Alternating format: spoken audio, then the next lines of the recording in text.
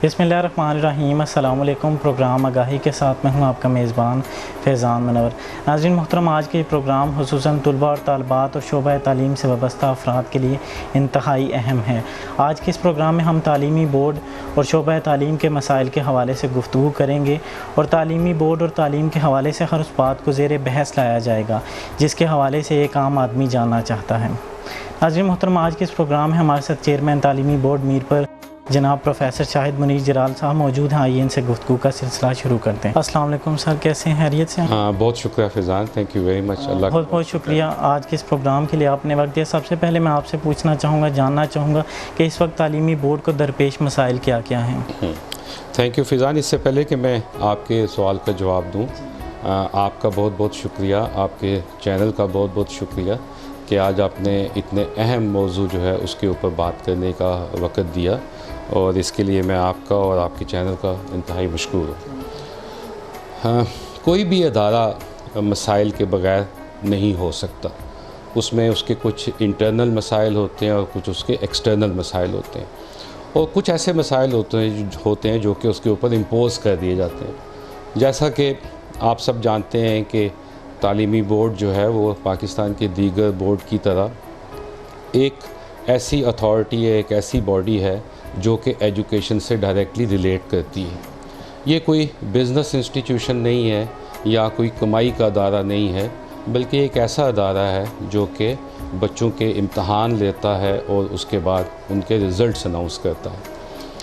हमें एक recent time में बहुत बड़ा मसाइल का सामना करना पड़ा जब इनकम टैक्स अथॉरिटीज़ ने हमें इनकम टैक्स के हवाले से नोटिसेस दिए, और फिर उन नोटिसेस की रोशनी में इनकम टैक्स अथॉरिटीज़ ने एक ह्यूज अमाउंट जो है वो बोर्ड के अकाउंट्स में से निकाल ली। ये एक बहुत बड़ा परेशानी की बात थी, बहुत सारी तकलीफ़ हुई इस बात पे। गो कि ये तमाम वाक़यात मेरे से पहले की एडमिनिस्ट्रेशन में था, लेकिन पहले की एडमिनिस्ट्रेशन या मौजूदा एडमिनिस्ट्रेशन की बात नहीं है, ये बोर्ड के मसाइल की बात है। तो आपने क्योंकि मसाइल का जिक्र किया, उसके लिए हम शुक्र अदा करते हैं कि जो एपेलेंट अथॉरिटी थी इनकम टैक्स में, उस एपेलेंट अथॉरिटी ने हमारे मौक़िफ़ से एग्री किया, और उनकी बहुत मेहरबानी है कि उन्होंने एक अच्छा फ़ैसला दिया, जिस फ़ैसले की रूह से जो नोटिस सर्व हुए वो उन्होंने गैर कानूनी और इल्लीगल करार दे दिए गए। सो ये एक ऐसा मसला था जिसका आपके सामने ज़िक्र करना बड़ा ज़रूरी था। इसके अलावा हम क्योंकि तमाम मामलात जो हैं एग्ज़ामिनेशन लेने के और उसके बाद रिज़ल्ट्स के देने के, वो हम बोर्ड से बाहर के लोगों को इंगेज करते हैं। और किन लोगों को इंगेज करते हैं? हमारे असातिज़ा इकराम, ख़ाह वो कॉलेज से तल्लुक़ रखते हों या वो स्कूल से तल्लुक़ रखते हों। तो ये वो लोग हैं, ये वो प्रोफेशनल लोग हैं जिनकी मदद से हम अपने काम को आगे लेके चलते हैं।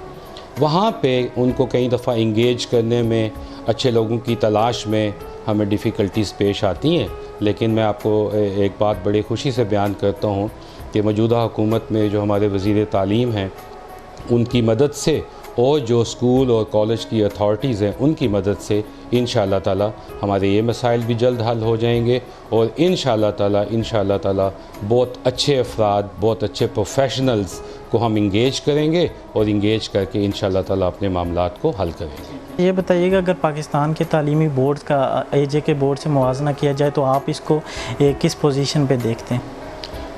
देखिए, पाकिस्तान के बोर्ड्स जो हैं वो भी बहुत प्रोफेशनल, उनके तमाम अहदेदारान हैं और बड़े प्रोफेशनल वर्कर्स हैं जो वहाँ पे काम कर रहे हैं, और वक्त के साथ साथ उन्होंने भी बहुत तरक्की की है। पाकिस्तान हमारा, जिस तरह आप जानते हैं कि आज़ाद कश्मीर जो तालीमी बोर्ड है, इसका जो मदर बोर्ड है वो लाहौर था। तो आप इस बात को भी सुन के हैरान होंगे कि जितने भी पंजाब के बोर्ड्स हैं, जिनमें से 90% की तादाद है जो उनके तमाम के जो पेरेंट है वो लाहौर बोर्ड है। सो सारी के सारे जो बोर्ड्स हैं वो उसकी ऑफशूट्स हैं।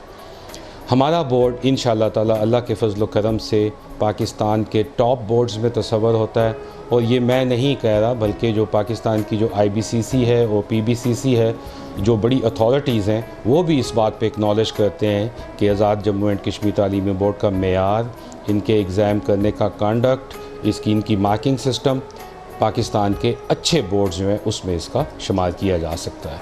ठीक है। अच्छा, कहा जाता है कि तालीमी बोर्ड आए रोज़ फ़ीसों में इजाफ़ा करता है, तो इसकी क्या वजूहात हैं, क्या असबाब हैं इसके? पहली बात तो फैज़ान, इस बात को आप बिल्कुल जहन में ना रखें कि तालीमी बोर्ड मीरपुर कोई ऐसी अथॉरिटी है जो जब चाहे वो अपनी फ़ीसों को बढ़ा सकता है। ऐसा नहीं है। एक बाकायदा मेकनिज़म है। जब भी कोई फ़ीस बढ़ाई जाती है तो सबसे पहले उसका पंजाब के तमाम तालीमी बोर्ड जो है उससे उसका मुआवजा किया जाता है ताकि उन फ़ीसों को रेशनलाइज़ किया जाए। तो कोई भी इरेशनल इजाफ़ा नहीं किया जाता। लेकिन एक बात, हैविंग सेड दैट, एक बात आप ज़रूर ज़हन में रखें कि जो तालीमी बोर्ड मीरपुर है, इसकी तमाम फंडिंग जो है वो इसकी इंटरनल सोर्सेज से होती है। अब इंटरनल सोर्सेज तो यही फ़ीसें हैं। इन्हीं फ़ीसों की मदद से आपने तमाम मैनेजमेंट को रन करना है, एग्ज़ाम लेना है और उसके जितने भी आपको पता है मसाइल होते हैं उन सबको देखना है। तो गवर्नमेंट की तरफ से तो एक पाई भी ग्रांट नहीं आती। तो जब दुनिया में हर चीज़ की जब कीमत बढ़ती है, मुआवजे बढ़ते हैं, तनख्वाहें बढ़ते हैं, पेपर की कीमत बढ़ती है, हर चीज़ बढ़ती है, पेट्रोल बढ़ता है, डीज़ल बढ़ता है, तो वो तमाम चीज़ें जो हैं उनके असरात आपके एग्ज़ाम के कंडक्ट करने में और उसके बाद उसकी मार्किंग के ऊपर आते हैं। तो लिहाजा उन चीज़ों को रेशनलाइज़ करने के लिए हमें कंपैरिजन करना पड़ता है बाकी बोर्ड्स के साथ, और उस कंपैरिजन को मद्देनज़र रखते हुए फिर जाके हम मामूली इजाफ़ा करते हैं, वो भी वहाँ जहाँ हमें ज़रूरत पेश आए। सो आप इस बात की बिल्कुल तसल्ली रखें कि तालीमी बोर्ड बिल्कुल नाजायज़ तरीके से और गलत तरीके से और बग़ैर किसी वजह के कभी भी फ़ीसों का इजाफ़ा नहीं करता। क्या वजह है कि तालीमी बोर्ड खेल के फ़रोग़ के लिए सालाना बुनियादों पर तवज्जो देता है लेकिन हम नसाबी सरगर्मियों को मसलसल नज़रअंदाज कर रहा है? देखिए, हम नसाबी सरगर्मियों से अगर आपकी मुराद ये है कि डिबेट्स वगैरह, तो बिल्कुल हम उसको बिल्कुल इंटरेस्ट भी लेते हैं, हम उसमें शौक़ भी करते हैं। बल्कि हमने गुज़श्ता कई सालों से गवर्नमेंट कॉलेज मीरपुर के बीच में हमने पाकिस्तान की आज़ाद कश्मीर लेवल पे भी डिबेट कंपटीशंस करवाए हैं। हमने उनको प्राइजेज़ भी दिए हैं, तमाम डिस्ट्रिक्ट जिसके बीच में शामिल होते हैं। और मैं आपको यकीन दिलाता हूँ कि इंशाल्लाह आने वाले वक्त में हम मज़ीद इसमें इजाफ़ा करेंगे। एक बात मैं और इसके आपको बीच में बता दूँ कि जो हमारे यहाँ एक साइंटिफ़िक फ़ाउंडेशन है, पाकिस्तान साइंटिफ़िक फ़ाउंडेशन है, उस पाकिस्तान साइंटिफ़िक फ़ाउंडेशन के तहत भी हम यहाँ पे कंपटीशन करवाते हैं, जिसके बीच में आर्ट कंपटीशन होता है, साइंस कंपटीशन होता है, और उसके बीच में भी हम बच्चों को प्राइजेज़ देते हैं। पाकिस्तान और आज़ाद कश्मीर का तालीमी बजट महज 2.2% है, तो आप क्या समझते हैं क्या 2.2% बजट तालीमी मसाइल के हल के लिए काफ़ी है? मैं बिल्कुल इस बात को आपकी बात से एग्री करता हूँ कि ये बिल्कुल ना काफ़ी है।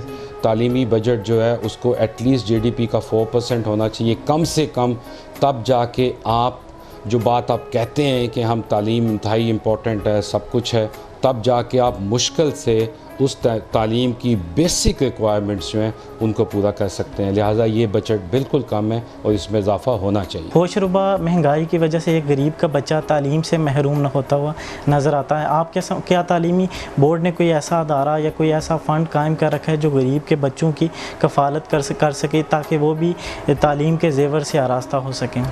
देखिए, एक बात आप फ़िज़ान ज़हन में रखें कि हमारी जो हुकूमत आज़ाद जम्मू एंड कश्मीर है, यहाँ पे जो हमारा गवर्नमेंट सेक्टर पे स्कूल्स हैं या गवर्नमेंट सेक्टर में जो कॉलेजेस हैं, वहाँ पे जो फ़ीसें हैं वो इंतहाई कम हैं। अब देखें ना, किसी बच्चे को इस बात की ज़रूरत नहीं है कि वो गवर्नमेंट के इतने अच्छे अदारों को, जिनकी फ़ैकल्टी भी बहुत अच्छी है, जिनका इंफ्रास्ट्रक्चर भी बहुत अच्छा है, उनको छोड़ के प्राइवेट सेक्टर के बीच में जाएं। तो जब बच्चे गवर्नमेंट सेक्टर के स्कूल्स और कॉलेजेस में पढ़ेंगे तो फिर उनको ये महंगाई का या तालीम की महंगा होने का परेशानी नहीं होगी। लेकिन एक बात मैं ये भी ऐड कर दूं कि हम भी इसमें हिस्सा डालते हैं।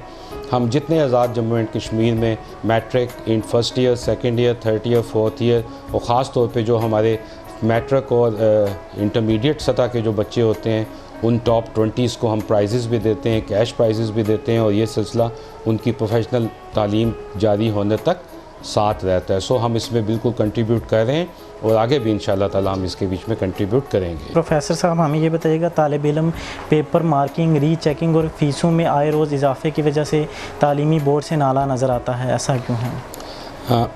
फ़ीसें तो जिस तरह मैंने आपको पहले बता दिया कि जो भी फ़ीस खा वो किसी भी नौयत की है, वो फ़ीसें जो हैं वो पाकिस्तान के तमाम तालीमी बोर्ड्स जो हैं, ख़ास तौर पे पंजाब के जो तालीमी बोर्ड्स हैं उनके साथ जो स्टैंडर्डाइज्ड हैं उसी हिसाब से की जाती हैं। लिहाजा उसमें तो ऐसा नहीं है कि एजे के तालीमी बोर्ड जो है वो ही ज़्यादा फ़ीसें लेता है, ये एक स्टैंडर्डाइज्ड रैशनलाइज्ड फ़ीसें हैं। जहाँ तक आपकी मार्किंग का तल्लक है तो बिल्कुल मैं आपकी बात से एग्री करूँगा इस हद तक कि मार्किंग के स्टैंडर्ड्स जो हैं उनको इम्प्रूव होना चाहिए और हर जगह पे हर वक्त में इम्प्रूवमेंट की गुंजाइश होती है। और इंशाअल्लाह ताला मेरी ये सबसे बड़ी कोशिश होगी as chairman of the board कि तालीमी निज़ाम के बीच में जो मार्किंग सिस्टम है उसको बेहतर से बेहतर किया जाए ताकि बच्चों की शिकायत जो हैं उनको कम किया जा सके रैशनलाइज मार्किंग के हिसाब से। तो इंशाअल्लाह ताला मार्किंग की इम्प्रूवमेंट के लिए हम मज़ीद एफ़र्ट्स करेंगे। हमारा तालीमी निसाब असरी तकाज़ों से हम आहंग नहीं है, तो आप क्या समझते हैं कि तालीमी निसाब में बेहतरी किस तरह से लाई जा सकती है? तालीमी निज़ाम बेसिकली आपके ऐसा सब्जेक्ट है जिसको कि आप स्टेट लेवल पे देखते हैं, पाकिस्तान लेवल पे देखते हैं। इसमें आपके करिकुलम विंग्स हैं जो इन सारी चीज़ों को देखते हैं।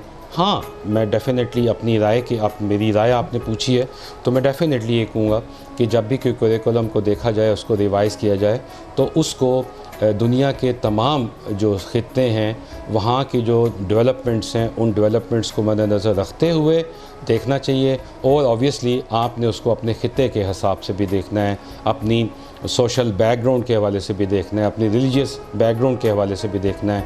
तो ये तमाम तनाज़र हैं जिनके बीच में, जिनको जहन में रखते हुए आपको अपने करिकुलम को डेवलप करना चाहिए। हमारे यहाँ तालिब इल्म को रट्टू तोता बनाया जा रहा है। आप क्या समझते हैं कि तरबियत पर बिल्कुल ज़ोर नहीं दिया जा रहा, तो आप क्या समझते हैं कि इससे किस तरह से निजात हासिल की जा सकती है? मैं आपसे बिल्कुल एग्री करता हूँ। हमारे निज़ाम तालीम में मैं आपको इस तरह मिसाल देता हूँ कि जब हम तालीम हासिल कर रहे थे, या उस आज से 25, 30, 40 साल पहले की बात है, तो उस वक़्त जो तालीम थी उस तालीम के अंदर किताब के साथ तरबियत इंतहाई अहमियत रखती थी। तो हमारे टीचर्स जब हमें 40 मिनट का लेक्चर देते थे तो उन 40 मिनट के लेक्चर्स के बीच में 5 मिनट कम से कम तरबियत का हिस्सा होता था कि आपने कैसे उठना है, कैसे बैठना है, कैसे चलना है, कैसे बात करनी है, क्या अदब अदाब हैं, क्या चीज़ें हैं। तो हम अब एक कट थ्रोट कंपटीशन के बीच में आ गए हैं। हम अब नंबरों के पीछे भाग रहे हैं। तो जब हम नंबरों के पीछे भागेंगे, जब हम एक दूसरे को आगे जाने की कोशिश करेंगे, तो उस वक़्त आपके लिए अच्छा और सही, गलत और दुरुस्त ख़त्म हो जाता है। फिर सिर्फ़ एक ही टारगेट रहता है कि नंबर हासिल करने हैं। हमें इस दौड़ में से निकलना है, हमें अपने करिकुलम को इस तरीके से डिवाइस करना है कि हम इस दौड़ से निकलें और हम बच्चे की सलाहियत जो है, जो उसके अंदर अल्लाह ताला ने इंजीनियर की हुई है, हम उस सलाहियत के मुताबिक उसकी एवेल्यूएशन करें और उस एवेल्यूएशन के बेस पे उसके एप्टीट्यूड को देखते हुए वो अपनी ज़िंदगी में आगे प्रोफेशनल लाइफ का आगाज़ करें। अच्छा, हर कौम ने अपनी ज़ुबान में तरक्की की है। हर तरक्की याफ्ता मुल्क अपनी ही ज़ुबान में तरक्की कर रहे हैं। हम अपनी कौमी ज़ुबान से दूर होते जा रहे हैं, हम अपनी कौमी ज़ुबान को नज़रअंदाज कर रहे हैं। तो आप क्या समझते हैं कि हम अपनी कौमी ज़ुबान की तरफ कब आएंगे और किस तरह से आना चाहिए? मेरे ख़्याल में गुज़िश्ता काफ़ी अरसे से कौमी ज़बान की तरवीज के लिए काम हो रहा है। और आपने देखा होगा कि पहले हमारी दफ्तरी ज़ुबान जो थी वो इंग्लिश हुआ करती थी, अब तकरीबन तमाम सूबे जो हैं उनकी दफ्तरी ज़ुबान उर्दू हो गई है।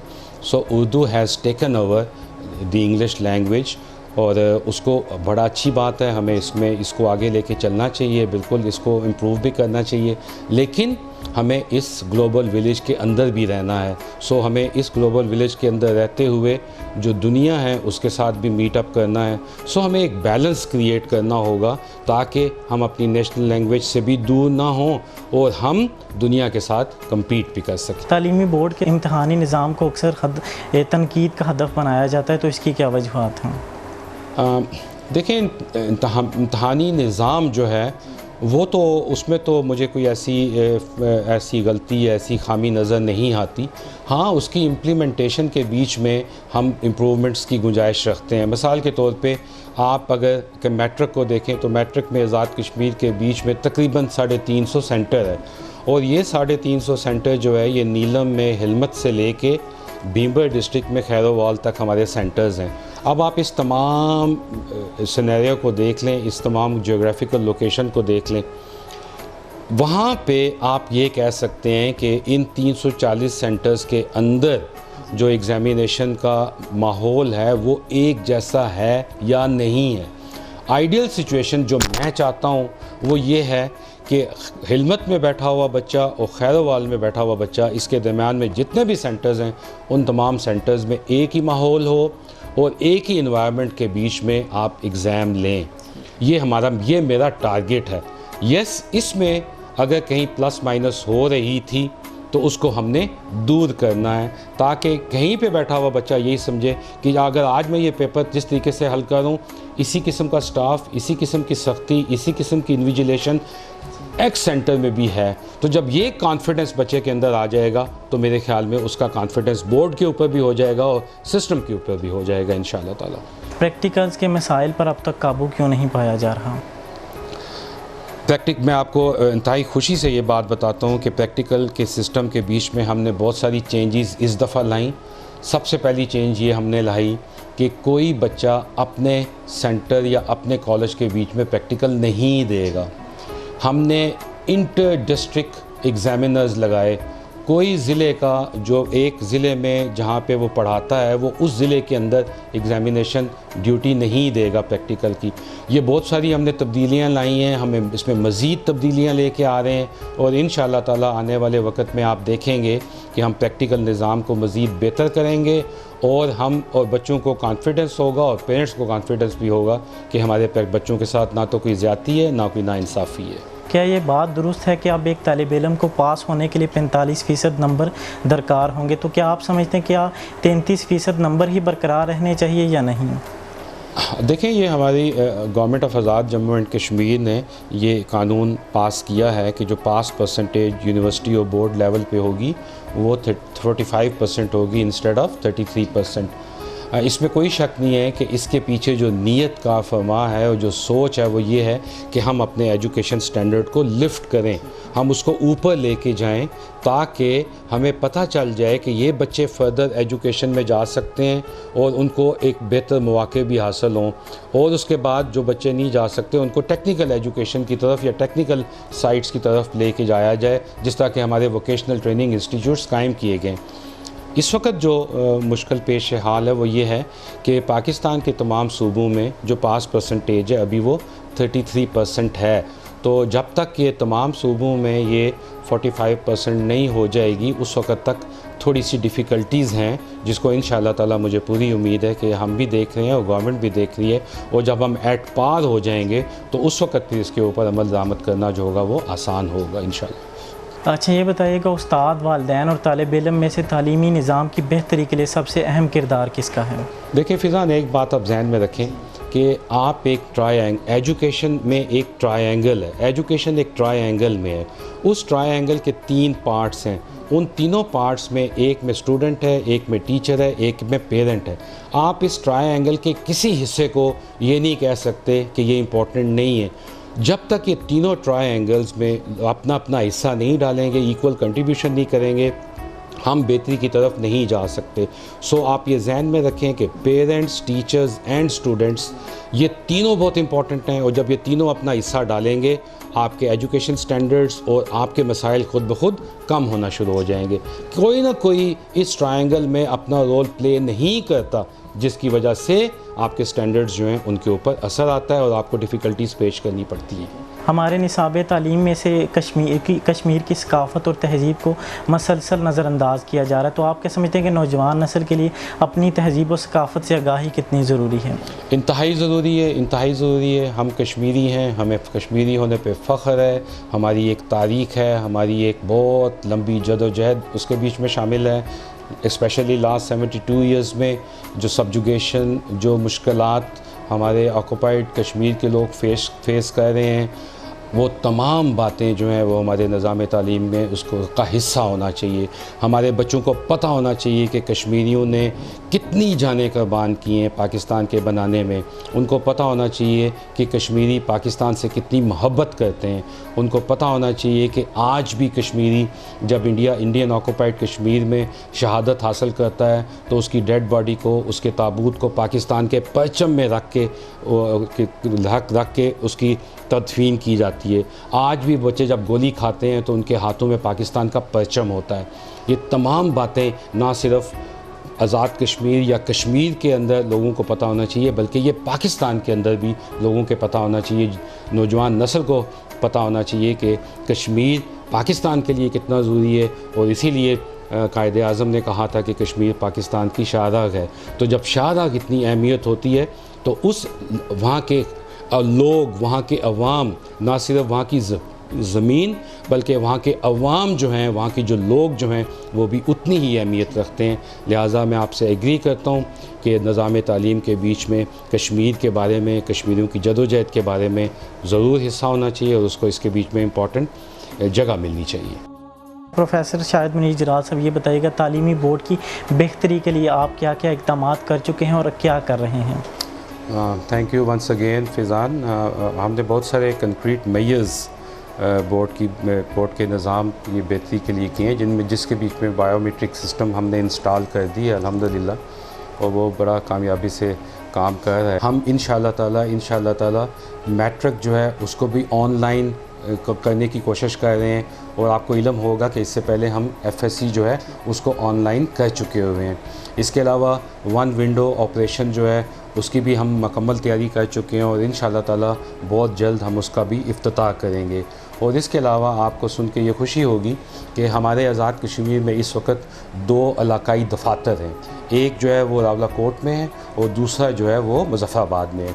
हमारी पूरी कोशिश होगी कि हम जल्द अज़ जल्द इन इलाकाई दफातर को मज़ीद रीवैम्प करें, इनको मज़ीद बेहतर करें और वो तमाम सहूलतें जो कि बच्चों को ज़रूरत होती है ऑनलाइन सिस्टम के हवाले से, फॉर्म्स के हवाले से, और जितनी जुमला डिफ़िकल्टीज़ हैं ये इलाकाई सेंटर्स कैपेबल होंगे और इंशाअल्लाह ताला उनकी डिफ़िकल्टीज़ को वहीं पे दूर किया जाएगा। और इंशाअल्लाह आने वाले वक्त में उनको मीरपुर आने की ज़रूरत नहीं होगी और उनके तमाम वसाइल इन इलाकाई दफातर के ज़रिए उनके घर के करीब तरीन हल हो जाएंगे इंशाअल्लाह ताला। इसके अलावा जो हमने मल्टी स्टोरी बिल्डिंग बनाई थी, इंशाअल्लाह ताला अल्लाह को मंजूर हो तो बहुत जल्द हम उसमें शिफ्ट भी हो जाएंगे। इसके अलावा बहुत सारे ऐसे इंटरनल मामलात थे जिसके बीच में जिनको देखना बहुत ज़रूरी था, उस मैनेजमेंट में भी हमने बहुत सारी तब्दीलियाँ लाई हैं और कोशिश की है कि हम एक पॉजिटिव तरीके से आगे मूव करें। इसके अलावा हमने, जिस तरह मैंने आपको पहले बताया कि एग्ज़ामिनेशन सिस्टम में प्रैक्टिकल ड्यूटीज़ वगैरह में भी हमने चेंजेस लाई और उसी को पेश नज़र रखते हुए हम आगे भी मूव कर रहे हैं ताकि हम ओवरऑल सिस्टम जो है उस सिस्टम को बीच में बेहतर करें। हमारे यहाँ उस्ताद को वो मकाम ना मिल सका, वो मर्तबा ना मिल सका जो दुनिया में तरक्की याफ्ता ममालिक में दिया जाता है, तो आप क्या समझते हैं कि इसकी क्या वजूहात हैं? या मैं तो अगर आप मेरी पर्सनल राय लें तो मैं तो ये समझता हूँ कि ये कम्प्लेक्सेस हैं जिनके बीच में हम लोग फंसे हुए हैं। अगर एक अच्छा उस्ताद है और वो अपने काम अपनी डिवोशन से कर रहा है, प्रोफेशनलिज़म उसके अंदर मौजूद है, तो उसकी आज भी उतनी इज़्ज़त है, आज भी उतनी इज़्ज़त और उतना प्यार और मोहब्बत करते हैं उसके स्टूडेंट्स जिस तरह दुनिया के किसी भी मुल्क में, किसी भी जगह में उस्ताद की इज़्ज़त की जाती है। अगर आप ये कहते हैं कि गवर्नमेंट लेवल पे एक्नॉलेजमेंट, तो मेरे ख़्याल में उस्ताद की तमाम लोग इज़्ज़त करते हैं। हमें थोड़ा सा अपने अंदर वो औसाफ पैदा करने चाहिए, हमें अपने अंदर वो क्वालिटीज़ पैदा करनी चाहिए कि लोग आपकी इज़्ज़त करें। लेकिन लोग इज़्ज़त मांगने से तो नहीं मिलती। इज़्ज़त आप कहें जी मुझे इज़्ज़त दें, मुझे इज़्ज़त दें, उस तरह तो नहीं होती। इज़्ज़त आपकी डीड्स पे होती है, इज़्ज़त आपके एक्टिविटीज़ से होती है, इज़्ज़त आपके एक्शन से होती है। तो मेरे पर्सनल व्यू में मुझे अपने अंदर वो तमाम अच्छाइयाँ और साफ़ पैदा करनी चाहिए जो मुझसे पहले के उस्तादों में थी और जिनकी इज़्ज़त आज भी है और जिसका एहतराम आज भी है। सो मैं इसको बिल्कुल समझता हूँ कि ये इंसान के ऊपर है कि वो अपनी इज़्ज़त कितनी हद तक करवाता है या नहीं करवाता है। आप बहैसियत प्रोफेसर, प्रिंसिपल, सेक्रेटरी बोर्ड और आज माशाल्लाह चेयरमैन तालीमी बोर्ड के फ़राइज़ सर अंजाम दे रहे हैं, और इन तमाम तर कामयाबियों का क्रेडिट किसको देंगे? बड़ा it's a very sensitive question. लेकिन डेफिनेटली मैं अपनी what ever little that I am today, मैं पहली बात तो ये है कि मैंने तो कुछ भी नहीं हूँ मैं, लेकिन बहरहाल जहाँ भी अल्लाह ताला ने मुझे आज जिस जगह पे पहुँचाया है, उसके बीच में मेरे पेरेंट्स जो हैं उनका रोल किसी सूरत में भी नज़रअंदाज नहीं किया जा सकता। ये उनकी ट्रेनिंग थी, हमेशा उनकी तरफ से वो तमाम चीज़ें थी जो मैंने उनमें देखी, तो वो चीज़ें तमाम मुझ में इनकलकेट हुई, मुझ में ट्रांसफ़र हुई, और बहुत बड़ा मेरी लाइफ में तमाम बातों में उनका बहुत बड़ा हिस्सा है। और उन्हीं के तोफ़ैल और उनकी दुआओं के तोफ़ैल वट एवर लिटल जो मैंने ज़िंदगी में हासिल किया, उसके अलावा इसमें कोई शक नहीं है।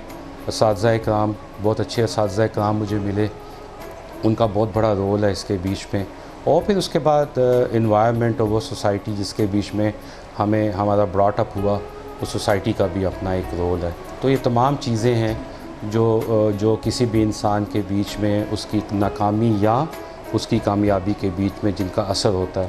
तो बस ये सब अल्लाह की मेहरबानी है, ये सब अल्लाह का करम है। तालीमी बोर्ड निसाब तालीम और निज़ाम तालीम की बेहतरी के लिए आप क्या तजावीज़ देंगे, और इस वक्त दुनिया भर में जहाँ जो लोग आपको टेलीविज़न स्क्रीन्स पर देख रहे हैं उन्हें क्या पैगाम देंगे?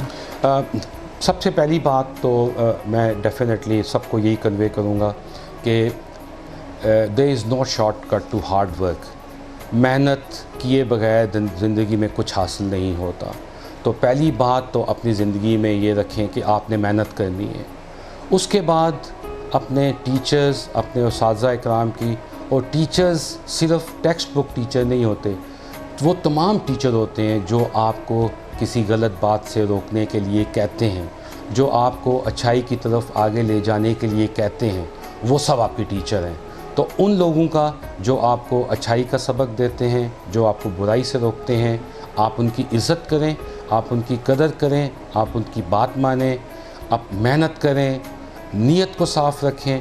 बिकॉज़ एक बात आप जहन में रखें, आप किसी भी काम के लिए जब एक नेक नीति के साथ, एक पॉजिटिव सोच के साथ आगाज़ करते हैं, तो अल्लाह ताला की रहमत आपके साथ शामिल हाल हो जाती है। तो जब अल्लाह की रहमतें शामिल हाल हो जाएं, तो फिर नाकामियाँ नहीं होती। तो नाकामी की वजह ये होती है कि हम एक नेगेटिव सोच के साथ, हम एक बुरी नीयत के साथ काम करते हैं, काम का सोचते हैं, और जब ये बात सोचते हैं तो फिर अल्लाह की रहमत हमसे दूर हो जाती है। और जब अल्लाह की रहमत दूर हो जाएगी तो फिर आपकी कामयाबी कम से कम हो जाएगी, और फिर कामयाबी की तवक्को कैसे की जा सकती। सो मैं यही बात करूँगा, मेहनत करें, अपने साथी की इज़्ज़त करें, अपने अंदर पॉजिटिव सोच को पैदा करें। अल्लाह ताला सबका हामी और नासिर होगा। बहुत बहुत शुक्रिया प्रोफेसर शाहिद मीर जलाल साहब, आज के इस प्रोग्राम के लिए आपने वक्त दिया। नाज़रीन मोहतरम, हमने हर मुमकिन कोशिश की कि जुमला तालीमी मसाइल को ज़ेर बहस लाया जाए, और हमें उम्मीद है कि आपको हमारा ये आज का प्रोग्राम पसंद आया होगा। और प्रोग्राम में जिन मसाइल का तज़किरा हुआ, अगर अरबाब इख्तियार इन मसाइल को हल करने की कोशिश करें तो यकीनन निज़ाम तालीम, निसाब तालीम और हालात तालीम को बेहतर बनाया जा सकता है।